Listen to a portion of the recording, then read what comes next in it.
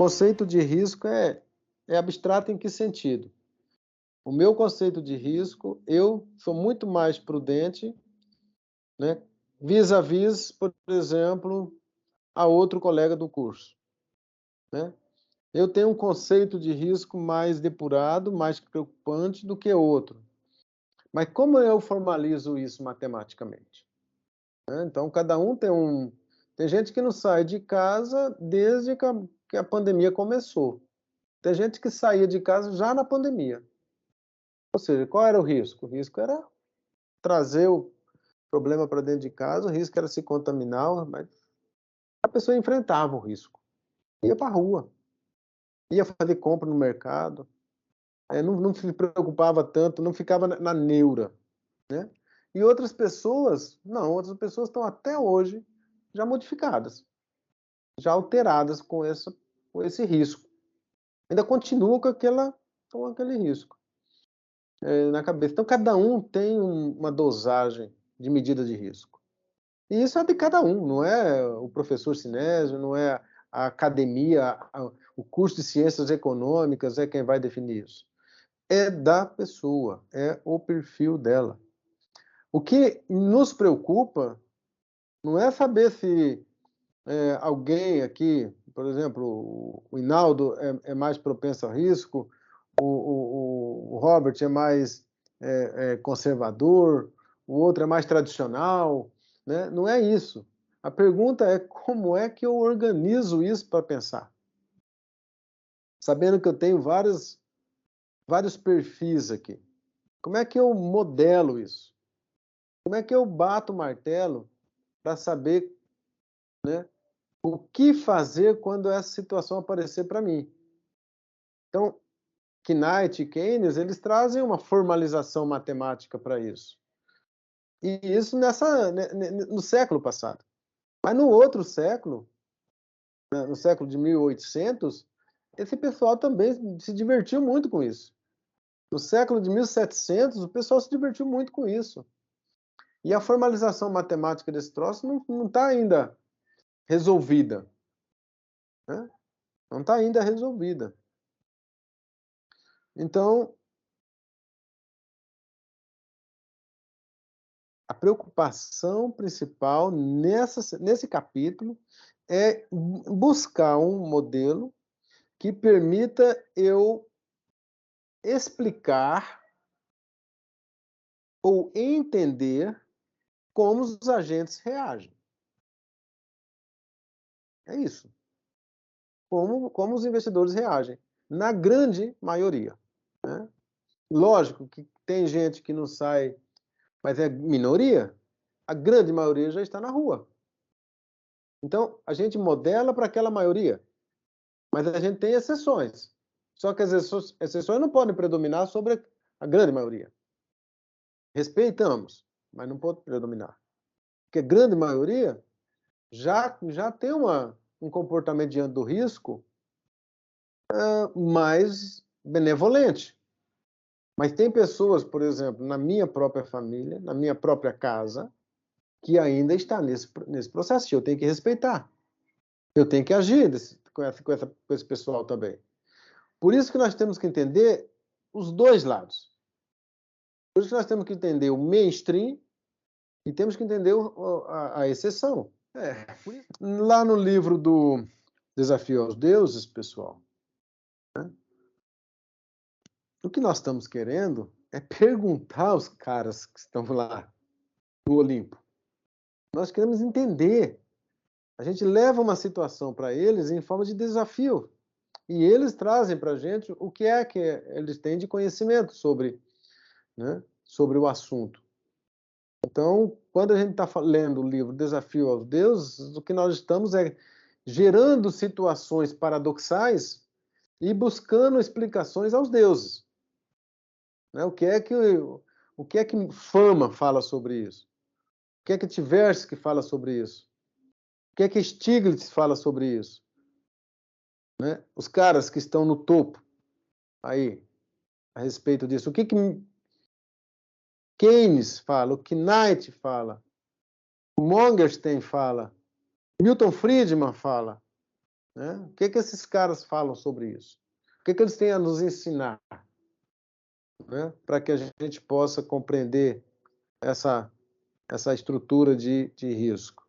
Então, vamos botar o pé um pouquinho mais no chão e vamos beber um pouquinho do que eles estão falando antes de iniciarmos a qualquer tipo de diálogo com eles.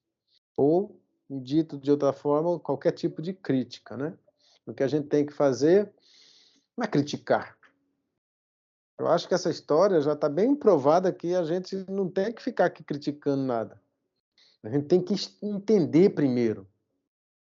Primeiro, para criticar, eu tenho que entender a fundo. Para eu levar o desafio aos deuses, eu tenho que entender exatamente do que se trata. Não adianta ficar, se eu não sei fazer uma pergunta, como é que eu quero uma resposta? E para eu fazer uma pergunta, eu tenho que entender a fundo o que é que cada situação dessa está dizendo. Então, eu sugiro que nessa fase, nesse estágio, nós não vamos fazer uma rodinha aqui e pedir a opinião de cada um para ver o que ele acha sobre X ou Y. Não, nós vamos tentar completar aquilo que ficou vazio, vago, em algum momento da formação de vocês, para que vocês possam sair daqui um pouquinho melhores em termos de fundamentos. Então, isso é extremamente importante. Esse é o tom que eu sempre abraço aqui, né? A ideia aqui é entender e argumentar a favor e contra, levantar o ponto positivo e o ponto negativo. Okay? Eu acho que isso é importante, né? Antes de começarmos a fazer qualquer tipo de elucubração, qualquer tipo de crítica, qualquer tipo de coisa, temos que entender a fundo. Né? Temos que entender a fundo. Para aí sim ousar fazer uma pergunta para o autor. Quem sou eu para fazer uma pergunta para Aswati Damodaran, sem eu antes ler bem o livro dele? Ele esteve aqui no Brasil, deu um curso recentemente, né? Veio aqui fazer um treinamento, né? Altamente competente, altamente estudioso, sabe profundamente das coisas. Então, é bom a gente, para conversar com ele, é bom a gente estudar bem, né? Esse evolução do risco aqui nós já falamos lá atrás, né? Que está lá todinha na história do Desafio aos Deuses, eu não vou voltar nisso, né? Mas agora eu vou começar a provocar vocês. Mas provocar vocês no sentido assim, olhe para vocês mesmos e vê como vocês reagem. Olhem para vocês mesmos e vê como vocês explicariam para alguém. Primeiro, a reação de vocês no íntimo e depois como vocês usariam para explicar para alguém aquele sentimento. A primeira pergunta, o homem procura ou evita o risco? Segunda pergunta, como o risco afeta o seu comportamento? Como é que o risco afeta o comportamento dos seus parentes em relação à Covid? Quais as consequências de decisões acerca do risco? Ou seja, você sabe medir isso? Se eu for para cá, o que acontece? Se eu for para cá, o que acontece? Né? Como que você posiciona, qual seria a recompensa que você cobraria da exposição ao risco? O que é risco? Para cada agente, para cada grupo de agentes, né? Então, você entrar numa sala de traders, eles têm um diálogo de risco diferente se você entrar numa sala de fundamentalistas. Tem lá 10 pessoas estudando análise fundamentalista, tem 10 pessoas estudando análise gráfica. Esses caras têm conceito de riscos um pouquinho distinto. Certo? Então, primeiro vamos saber como é que esse grupo trabalha com relação a isso, para depois a gente explicar isso. Bernoulli, ele vem em 1738 discutindo essa conversa, né? E esse é o Daniel Bernoulli. A família é grande, viu, gente? Se vocês abrirem lá depois Wikipédia, sei lá, qualquer lugar de pesquisa aí, vocês vão ver que a família Bernoulli é gigante. Vocês já estudaram vários deles aí. Olha lá, tem Daniel Bernoulli, tem Nicolas Bernoulli, tem uma família gigante. E esses caras ficaram travados nesse jogo aí, né? Nesse paradoxo de São Petersburgo, para tentar explicar qual a racionalidade dessa história, né? Aí esse Nicolas Bernoulli trouxe uma contribuição enorme antes de 1776, antes mesmo do Adam Smith. Ele trouxe a ideia da utilidade.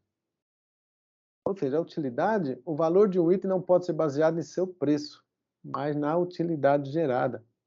E depende de circunstâncias pessoais, coisas que vocês já viram lá no curso de microeconomia, né? Quanto é que vale um copo de água no deserto? O segundo copo, o terceiro copo, o quinto copo, o 10º copo. Depois que você saciar sua sede, qual é, né, a utilidade desse copo? Então, isso ele vem lá de Bernoulli, né?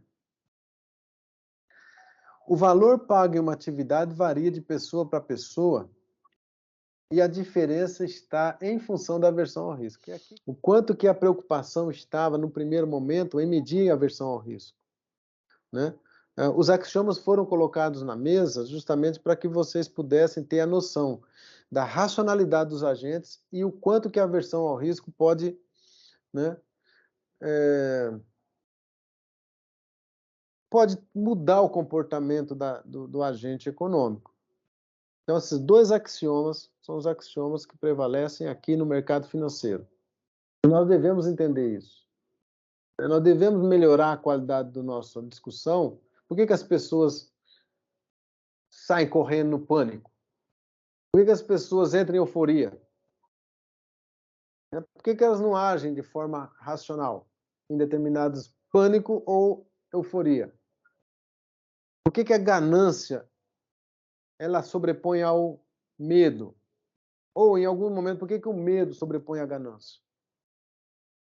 Questões importantes que estão aqui. A gente precisa, como economista, ter um curso melhor do que o pessoal que faz finanças. E é por isso que o pessoal de finanças não gosta de participar desse curso. O pessoal de finanças quer fazer um trabalho só técnico. E eu acho que vocês não estão aqui. Aliás, vocês estão aqui para fazer um trabalho técnico. Eu é que estou chamando a atenção para vocês para fazer um trabalho mais robusto de economista. É isso aqui mesmo, né?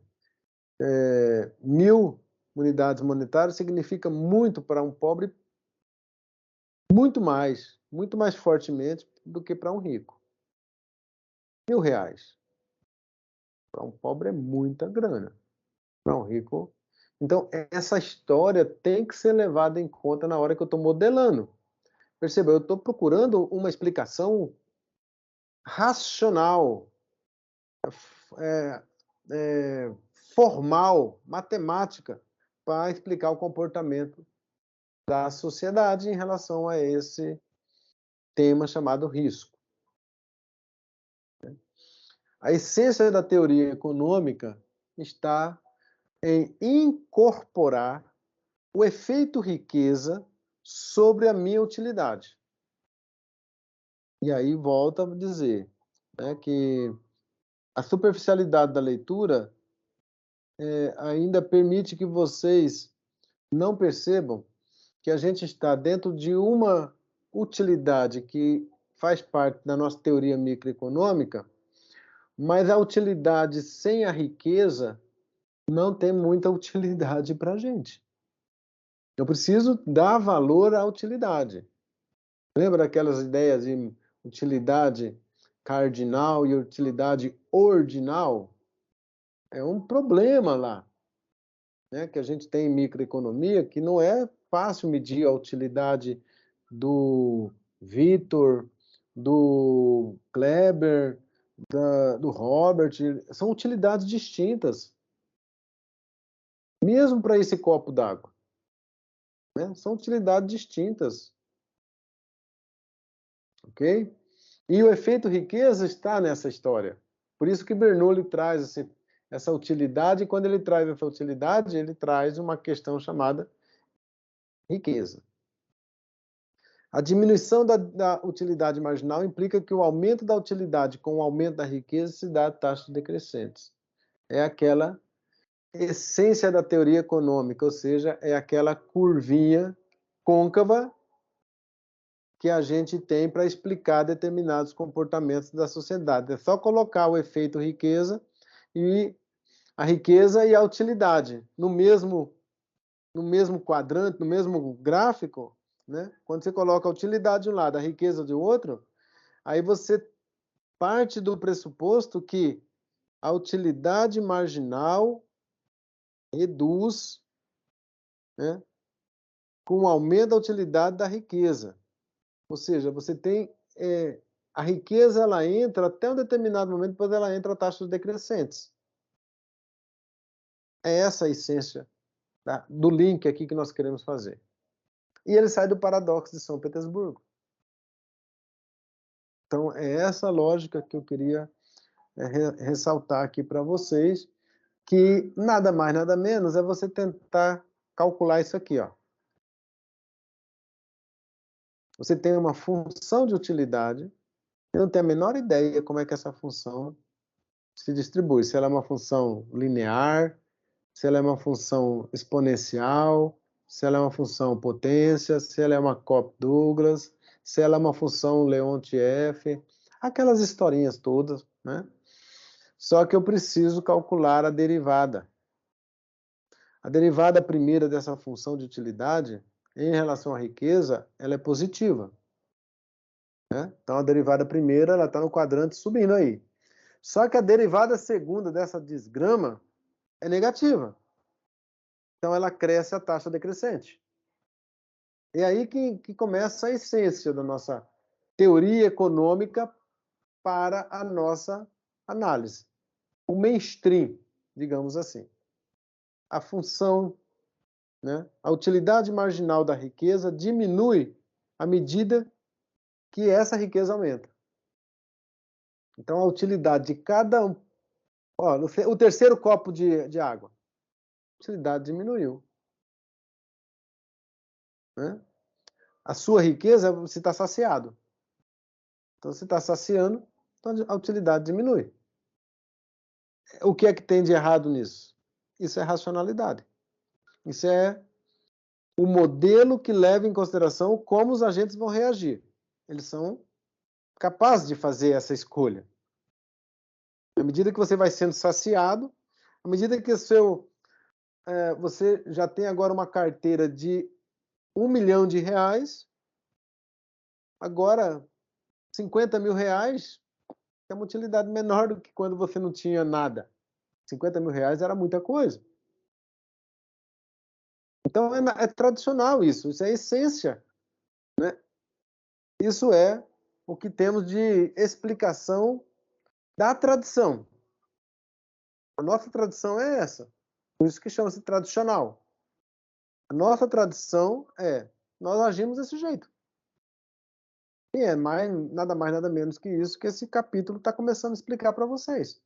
Como é que os agentes reagem ligando a utilidade com a riqueza. Então vamos lá para o gráfico. Né? O que é que nós temos aqui? Ó? No eixo a utilidade, no eixo a riqueza. Se vocês voltarem para o livro de microeconomia, isso é a essência do nosso trabalho lá. Para entender microeconomia, eu preciso desses conceitos. Então veja lá o que acontece. Olha lá como é que é a tradição. É assim, côncava. Côncava em relação à origem. Né? À medida que a riqueza vai aumentando, a utilidade vai crescendo, mas da taxa decrescente.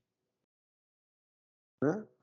De 0 a 10, a utilidade é altíssima, vai de 0 a 10. Mas de 10 para 16, nós passamos R$6. Só que a utilidade passou de 10 para 14. Não passou a ser 16. De 16 a 30, a utilidade foi de 14 para 18. De 30 a 40, a utilidade foi de 18 para 20. Ok? Então, essa é a tradição. Isso é o mainstream. Isso é o comportamento da grande maioria. Né? E eu acho que isso está impregnado em vocês também. Basta se eu depois eu quiser fazer uma brincadeira com vocês sobre o paradoxo de São Petersburgo, vocês vão agir desse jeito. A utilidade do primeiro 50 centavos vai ser grande. O primeiro real vai ser grande. À medida que você vai ganhando, você vai perdendo utilidade, você vai perdendo prazer por aquilo. Vai perdendo vontade de querer continuar. Né? Pode ser que tenha aí um cisne negro nessa conversa. Pode aparecer um cisne negro aí. Que não é fácil de explicar. Mas eu vou modelar a parte mais corriqueira. Aceitando a utilidade marginal da riqueza descrescente, tem-se. A utilidade diminui mais com a perda de uma unidade monetária do que aumenta com o ganho da mesma quantia. É exatamente isso que eu estou falando. De 0 a 10, começaram juntos. É uma reta linear. Mas de 10 a 16, a riqueza mudou para 6, mais 6. Só que a utilidade mudou só 4.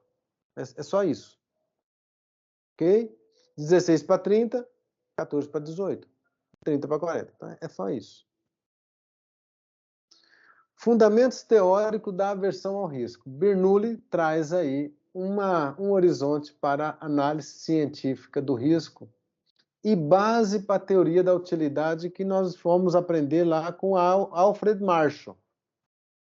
1800, sei lá, 1890, né?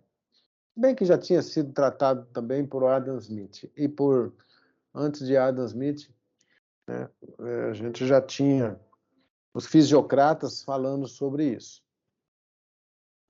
A teoria da utilidade, né, foi estimulada por Bernoulli. Né? Então, a percepção do Bernoulli foi vincular a utilidade à riqueza. Porra, isso foi uma grande sacada, isso foi um grande mote para a gente entender esses capítulos que vocês estudaram de microeconomia. Só que isso foi tratado quando? Lá em 1700. A racionalidade está em rejeitar uma aposta razoável se houver expectativa de perda de utilidade. Aí é que entra o que a gente imagina como sendo alguém que está fazendo conta. Né? Rejeitar uma aposta se houver expectativa de perda de utilidade. Vamos entender isso mais adiante, quando eu deixar um desafio para vocês. A matemática da utilidade. Aí vem com von Neumann e Morgenstern. Teoria dos jogos e economia comportamental. Né? Então, esse encontro da matemática com a economia só deu em 1944, de uma forma mais interessante. Né? Von Neumann e Morgenstern transfere a discussão sobre utilidade da esfera dos resultados de Bernoulli para a esfera das probabilidades de Keynes, para a probabilidade de Knight, certo? Sucesso e fracasso tinham a mesma probabilidade de ocorrência em Bernoulli, né? E agora nós vamos fazer o quê? Vamos trabalhar um modelo, né, que vocês já viram ali. Diversas alternativas de escolha para os indivíduos, ou seja, você vai tentar encontrar uma maximização da utilidade esperada. É aquela escolha sob incerteza. É aí que entra a ideia lá do von Neumann. Von Neumann, é von, mas deu von Neumann, tá certo? Só para os axiomas básicos, para eu conseguir a maximização da utilidade esperada, aí é que vem aquelas primeiras, né?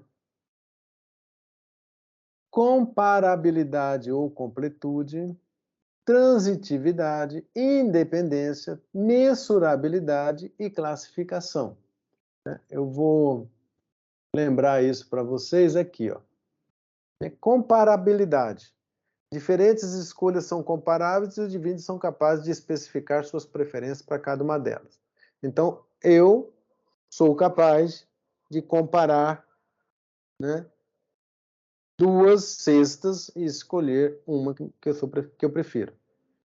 Um outro axioma, transitividade. Se A é preferível a B e B é preferível a C, A é preferível a C. É um axioma, pessoal. Nós não estamos discutindo isso. Ele é válido para todo mundo? Não. Nós temos algumas questões que a gente pode violar esse axioma aqui. Certo? Isso não é dogma. Isso é axioma. Certo? Então não é dogma. Às vezes as pessoas acham que isso aqui é dogma. Né? Agora, axioma, você vai fazer o quê? Porque dogma é fé. Certo? E axioma, né, é algo que me dá a condição de chegar a uma solução.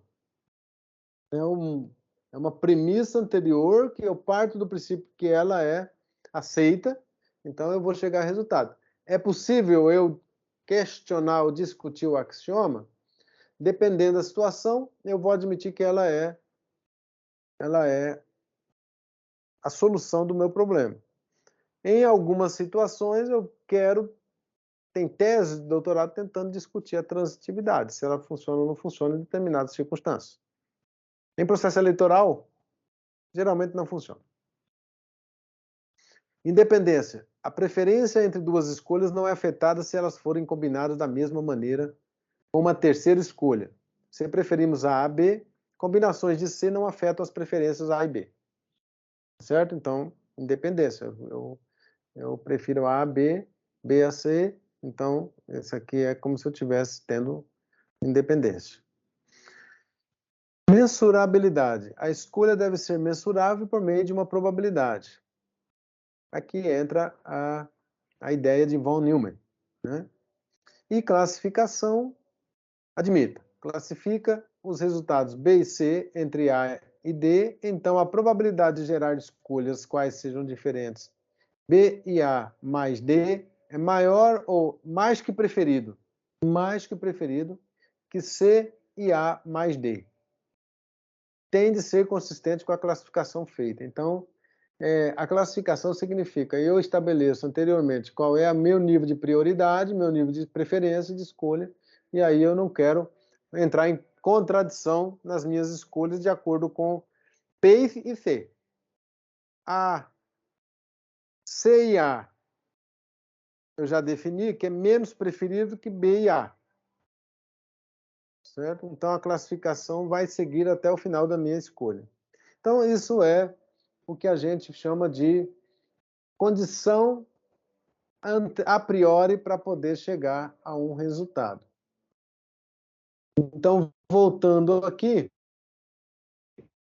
né, eu tenho o quê? Aquilo que vocês já viram lá nos capítulos anteriores de utilidade esperada. Né? Ou seja, a expectativa de utilidade é igual a 50% de uma utilidade de resultados possíveis 10 e 50% de utilidade de resultados possíveis 100.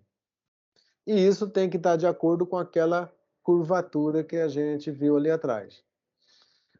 Isso aqui promove entendimento para analisar o risco. Ou seja, é exatamente essa equação que vai me lançar para a próxima aula para a moderna teoria da carteira. Se eu não compreender isso aqui, a moderna teoria da carteira fica comprometida. Agora, esse 100 ou esse 10 significa o quê? A forma como você vai precificar sua utilidade. Então, é como se você estivesse atribuindo um valor monetário para a minha utilidade a 10 e utilidade a 100. Então, são resultados possíveis para serem precificados. Então, essa é que é a arbitrariedade da escolha sob incerteza. Né? Ou seja, eu vou fazer esse exercício aqui na frente porque está aí, né? na próxima página. Né? Aí na página, o equivalente certo, na página 36. Certo? Ou seja, esses resultados possíveis aí é uma forma de você precificar a sua utilidade. Só que a utilidade é algo... Como é que eu traço a curva de utilidade? É, é você com você no espelho, né? Então, a utilidade, olha, a utilidade esperada de V é igual à probabilidade da utilidade de A mais 1 menos P a utilidade de B. Se isso aqui for igual, eu estou na neutralidade. O indivíduo tem a mesma utilidade de V ao obter resultado certo ou ao apostar. O lado de cá fica como sendo aquela loteria.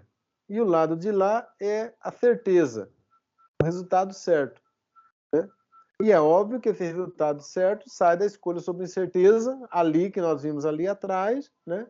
Que eu tenho uma utilidade que eu quero atingir, a utilidade máxima, maximizar minha utilidade. Né? Mas aí eu tenho, admitindo aqui os riscos e a probabilidade, eu vou estar... Nesse caso aqui, ele é igual.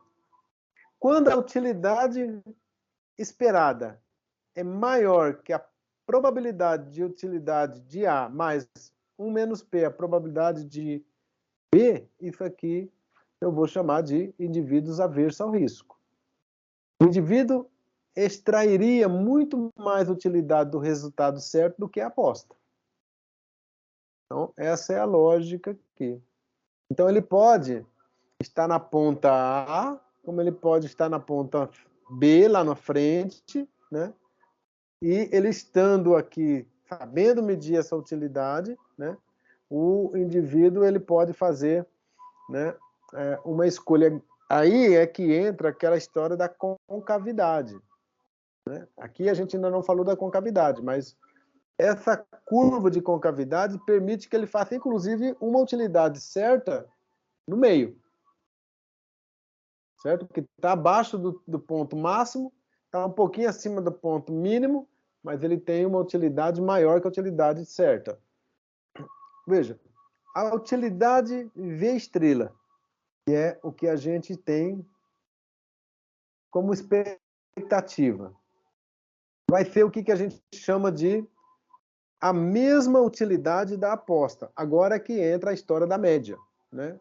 Eu posso calcular esse V estrela aqui como sendo aquele ponto que está na concavidade, numa curva côncava, aquele que está bem no meio. Certo? Então eu posso achar um equivalente certeza, porque o certo já está definido, ele é maior que a aposta.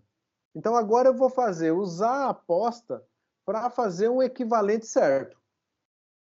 Então eu vou comparar agora, né, que aquele ponto pode ser o mesmo da equivalente certo. Né? Então, agora, o V do certo menos o V do equivalente certo é o prêmio de risco que eu vou pagar por isso. Né?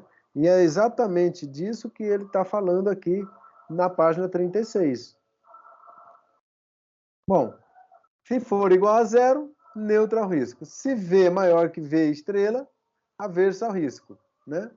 Olha lá, se V é maior que o V estrela, positivo, averso ao risco.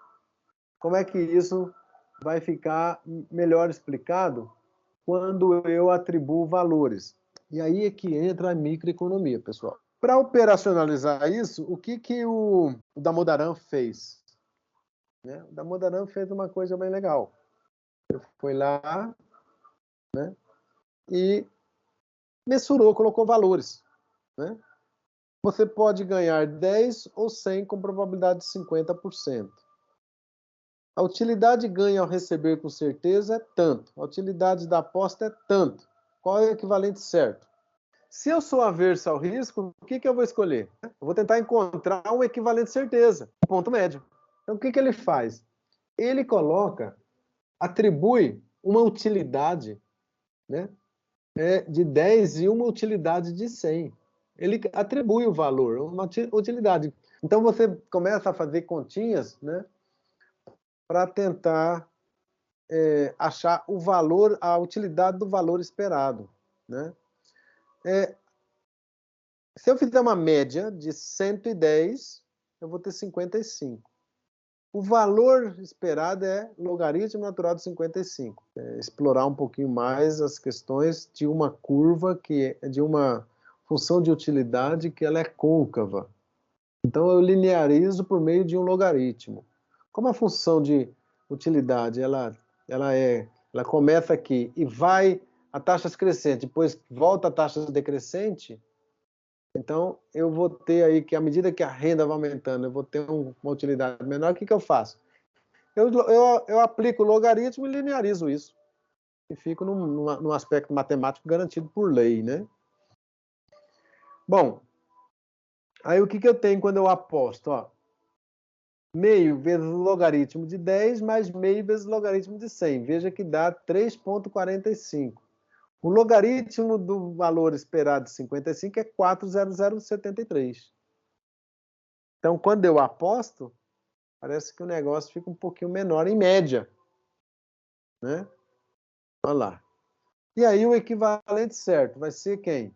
Né? O antilog desse troço aqui, ó. 31,62, né?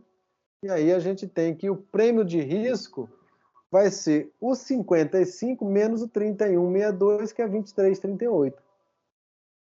Que é exatamente isso que está calculado aí na página 37. Eu não estou fazendo nada de diferente do que está na página 37, pessoal. Só estou tentando aqui dar um pouco de informação a respeito de o valor esperado e a utilidade da loteria. A utilidade desse modelinho aí, que dá o quê? 3,45, ó, né? Então, o equivalente certo será, portanto, o valor garantido que gera a mesma utilidade da aposta, né? O 3,45, né? E seria o correto, né? Resolvendo a equação, aí você tem o valor de 31,62, porque o 31,62 saiu da onde? Do antilogaritmo de 3,45, né? O prêmio de risco, né, para aposta destituída de certeza e equivalente certo da aposta. Então, qual vai ser o preço que eu vou pagar por esse danado aí? A intuição de von Neumann é deslocar a discussão em aceitar ou não uma escolha para como ela deve escolher. Ou seja, não é só você ter ali aceitar a escolha, mas qual é a reação do agente? Eu estou falando isso desde o começo, né? Ou seja, como os agentes reagem a determinadas circunstâncias, a determinadas situações. Então, a moderna teoria da carteira vai estar exatamente nisso. Como é que eu vou, né, escolher determinada alternativa, dado que eu tenho uma utilidade em cada ponta, né? A gestão de risco, eu vou deixar isso aqui para depois, para falar sobre isso depois. Bom, aqui vem uma contribuição boa, que é do Milton Friedman e a sua esposa, Savage, né? Análise da utilidade envolvendo escolhas, né? Você tem aqui escolhas de risco, né? Escolhas arriscadas, né? Você tem aqui uma preferência para Milton Friedman em estabelecer um modelo, né, para tentar explicar essa historinha. Quando eu tenho von Neumann, em 1944, lançando a matemática para determinar aquilo que o Keynes e o Knight estavam tentando convencer a academia a medir risco e probabilidades de escolhas, o von Neumann veio e matematizou isso. Em 1948, o Friedman já chegou falando, epa, pessoas que apostam não podem ser consideradas racionais. Então, ele não está muito preocupado com aquela parte que a pessoa está na emoção. Ele está preocupado com as pessoas que estão na razão, fazendo conta, né? E ele faz ali uma brincadeira no trabalho dele, nesse trabalho aí, ó. Se vocês quiserem baixar depois e ler com calma, é um trabalho bastante interessante. Todo aluno de economia tinha que ler esse trabalho, né? em geral, as pessoas que apostam, os traders, né? Em geral é 0 a 0. É isso que ele quer dizer, né? Os day traders, em geral, ficam no 0 a 0. Os investidores de longo prazo, geralmente, têm um ganho maior. Não sei se isso é verdade, mas eu traduzo isso emprestando a mentalidade do Milton Friedman para brincar com essa situação, né? Pessoas que apostam não podem ser consideradas racionais. Estes amantes do risco podem diminuir ao longo do tempo, já que perdem todo o seu dinheiro. Na leitura do livro, do artigo do Milton Friedman, ele prova que essa parte em que você tem, ao longo do tempo, possibilidade de ficar no 0 a 0, então isso não interessa na modelagem. O que interessa na modelagem são aqueles que realmente têm efeito positivo na sua escolha. Ele agrega a microeconomia, situações para poder falar, olha, se você agir racionalmente, você tem as contas bem feitas, você vai ter um resultado. Se você agir na emoção, você pode até ganhar hoje, mas amanhã você vai encontrar um trem pela frente, né? Podem existir utilidades côncavas e convexas para alguns segmentos de riqueza. É aqui que entra o início da teoria do prospecto, aquela teoria do Tivers. Ou seja, você racha agora, né, as duas partes da curva. Os indivíduos podem adotar comportamentos irracionais quando defrontados por escolhas arriscadas em certas circunstâncias. Então, o que o Milton Friedman está fazendo? Pessoal, eu quero modelar os agentes que são racionais e aversos ao risco. Mas tem uma turminha ali que eles são propensos ao risco. Como é que eu modelo isso? Ele volta lá para o gráfico e monta uma curva em que ela deixa de ser côncava e passa a ser convexa. Porque tem algumas situações de apostas que podem ser colocadas dentro de um gráfico, né, de propensão ao risco. Então, o que isso aqui tem? Não se pode comparar as apostas com as atividades de geração de riqueza, mas pode-se utilizar de uma explicação de propensão ao risco a partir de uma curva convexa. A função de utilidade deve ser descrita como função de riqueza mais um coeficiente de emoção ao apostar. Então, o que é isso aqui? É isso aqui, ó. Essa é a visão tradicional, emprestada lá de quem? Do Bernoulli. Todo mundo gostou dela. Os indivíduos podem ser propensos ao risco para algum segmento de riqueza. Então, como é que ficaria isso? A curva ficaria desse jeito. Certo? Então, aqui, né, é onde ele apresenta aquela segunda parte da microeconomia, onde você tem agora, né, uma possibilidade de explicar os apostadores. O que ele tem aqui? Né? Uma historinha mais completa sobre a ideia de risco. A utilidade marginal constante é essa daqui, neutra ao risco, né? A utilidade marginal crescente é amante do risco, esse aqui, ó, né? E Bernoulli que dá essa parte aqui, que é a base de tudo. Então, Bernoulli começa a discussão, Friedman completa, né? E tudo isso, por quê? Porque temos propensões a adotar, em algumas situações, uma curva de utilidade marginal crescente, propensa ao risco. Certo? Como é que fica isso lá na teoria de Tivers? Você pode ver que é só colocar o gráfico para o lado de cá e você vai ter a continuidade, né, da situação aí que a gente vai tentar modelar. Bom, dito isso, pessoal, isso está aqui, certo? Isso está aqui nesse capítulo. Por incrível que pareça, ele está aqui nesse capítulo, né? Então, qual é a medida de risco?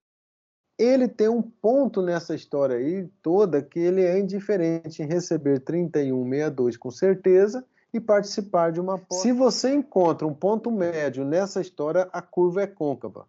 Se ela é côncava, o axioma que prevalece sobre esse comportamento é quem? Aversão ao risco. Por isso que aquela curva tem que ser definida de acordo com a expectativa do ator que está fazendo a operação. Então, eu tenho que ver o perfil dele, porque ele vai tomar essas decisões.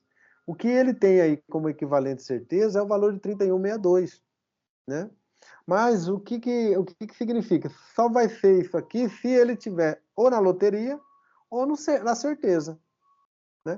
O valor esperado lá de cima é matemática. O valor esperado aqui embaixo é uma aposta. Porque eu estou atribuindo, né, a minha utilidade, né, ou seja, a utilidade da minha aposta, na realidade, usando a mesma conta lá de cima, só que agora achando um ponto médio. Porque a conta lá em cima daria 55. Né? E aqui embaixo, o valor médio é 31,62. Só que esse valor médio, né, ele vai ter um prêmio aqui de 23,38, e aí eu tenho, né, uma medida aqui de... Se eu estiver achando esse ponto médio, então eu estou numa curva côncava. Se eu estiver numa curva côncava, o axioma que prevalece aqui é de aversão ao risco. Então, qual seria, na realidade, na teoria econômica, a minha forma de medir risco? Pela equivalente certeza. Equivalente certeza é uma medida de risco. Certo? Onde você tem a possibilidade de colocar as pontas para poder fazer...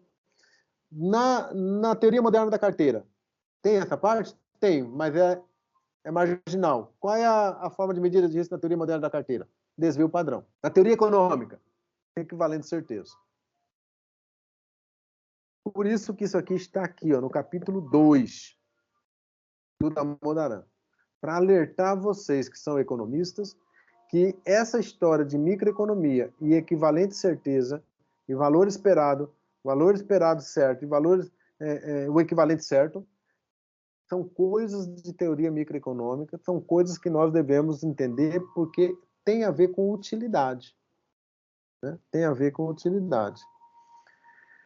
Então, as funções de utilidade definem o equivalente certeza. Qual que é o desafio nosso em teoria econômica? O problema é que essas funções de utilidades não são fáceis de estimar.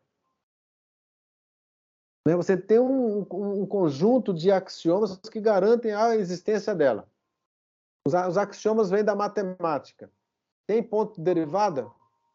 Tem continuidade? Essa função é contínua? Tem um ponto que eu posso maximizar, que eu posso calcular a derivada? Tem. Então eu vou conseguir achar essa função de utilidade pelas fronteiras. Estamos usando a matemática. Caso eu não consiga continuidade na minha função, eu não tenho como maximizar. Então eu não tenho fronteira. Se eu não tenho fronteira, eu não consigo encontrar essa função de utilidade. Aí o que eu faço? Vou lá e acho uma Leontief. Vou lá e acho uma Cobb-Douglas. Né? E aí eu vou trabalhando até encontrar, mas do ponto de vista da teoria. Como o ator econômico vai reagir ao equivalente certo de uma aposta? Se preparando para calcular o risco de uma carteira pela perspectiva da teoria microeconômica. A aversão ao risco é o centro da gestão de risco. Eu tenho que saber que público que eu estou trabalhando para fazer gestão de risco. Eu não vou fazer gestão de risco por gestão de risco. Eu vou fazer gestão de risco por perfil, por suitability, certo? Eu vou fazer eu vou perfilhar a pessoa para fazer o quê? A mensuração do risco para aquele indivíduo. Parece simples, mas não é, né?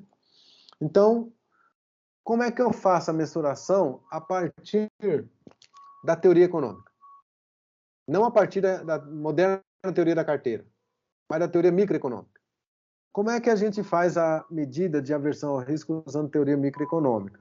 Né? A utilidade obtida vezes o aumento da riqueza. O que é isso? A função de utilidade tem uma derivada. Então você pega essa função de utilidade e calcula a derivada dela. Né? Aí o que o Arrow-Pratt fala? Não calcula só a primeira derivada, calcula a segunda. Então o Arrow, ele fez exatamente Ele tem um livro só de axiomas para poder garantir isso, né? E aí o que ele faz? O coeficiente de aversão ao risco é exatamente isso.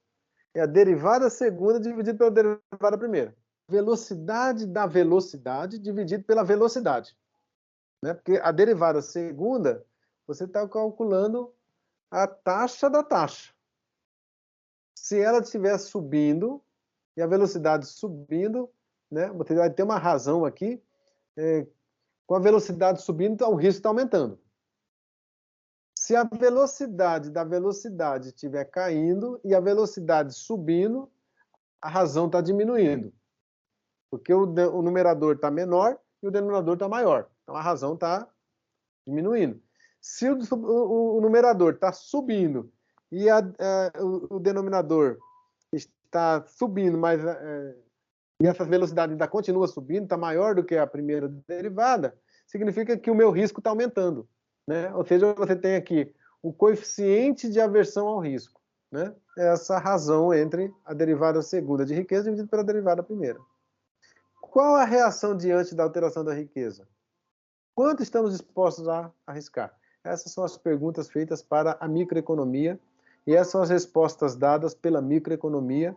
Essas são as respostas dadas pela teoria econômica. Veja, 1944 sai von Neumann, 1948 sai Milton Friedman, em 1952, 48 para 52, sai Markowitz. Markowitz está estudando von Neumann, está estudando Milton Friedman, está estudando Keynes, está estudando Knight. E está estudando ainda uma matemática mais avançada. Ele junta tudo isso na tese de doutorado dele e gera a teoria moderna da carteira. A aversão ao risco mexe com indivíduos diante da riqueza, diante da utilidade, certo? E a nossa parte teórica é essa, né? Bernoulli, von Neumann, Milton Friedman, Samuelson, né? E Arrow Pratt. Essa é a árvore genealógica aí da teoria econômica para falarmos em hipóteses de aversão ao risco, certo? Essa árvore genealógica aí. Eu não tratei muito de Samuelson, eu teria que ter mais um tempinho, umas aulas a mais, para falar sobre os experimentos que ele fez no campus, provocando os demais professores sobre a escolha, né? E o teorema do limite central, né? Eu vou falar um pouco disso lá, vou retornar um pouco, Samuelson, na hora que a gente estiver falando na moderna teoria da carteira, né? Eu vou conversar um pouquinho mais sobre isso com vocês na próxima aula, mas a rigor, o que é importante, pessoal? Vocês registrarem essas conversas aqui. Isso aqui, para mim, é fundamental. Ferramentas básicas do economista financeiro. Bernoulli, von Neumann, Friedman, Samuelson e Arrow Pratt. Certo? Tá tudo aqui, nesse material aqui. Só que aqui eu tenho pelo menos 200 anos de história. Certo? Eu acho que é isso que vocês precisavam realmente saber nesse momento aqui.